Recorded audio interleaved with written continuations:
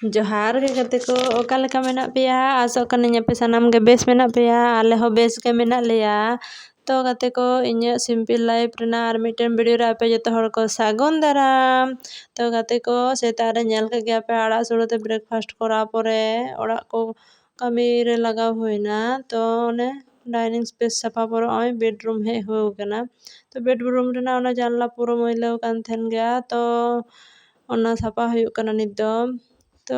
ना पूरा मैला कान थेना दमे दिन खन तो समय के बांग तो सेई कारण उन दिन बांग सफा हुई लेना तारपरे ओने सफा परे बेडशीट करे हो नोंगरा nyuru लेनते बेडशीट को हो चेंज होइना चेंज करे ओने हपन मिडी नोंडे साइड रे गिति का हुयुग कना कारण ओना अलमारी कटी बड़ो खबड़ो माने हंते नाते कना लुगड़ी लपो को तो ओना को गुछो हुयुग लगी तो ñel दाड़े कना पे गुछो प्राय कंप्लीट किदिन तो गुछो पूरा ñel दाड़े कना पे रूम नासेया भागी ñelo कना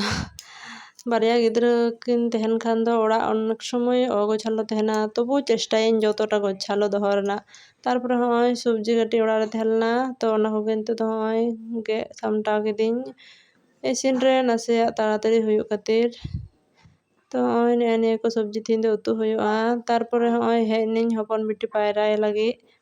तो तिहिन दो पायरा साथे मने हुयुग कना बोहग हो सफा गताइन तो बोहग हो थिन सफा गताय कना तो होय ñel दाड़े कना पायरा सत पुरा बेडरूम रे आगु कते बोहग को कटी पोछा गताय कनी पोछा को होय पुरे होय सुनुम को अजो आदिते होय रेडी कदिया मा तबे गते को नोंडे धबी तेहिन दो ñापाम हुयुआ नेक्स्ट वीडियो रे।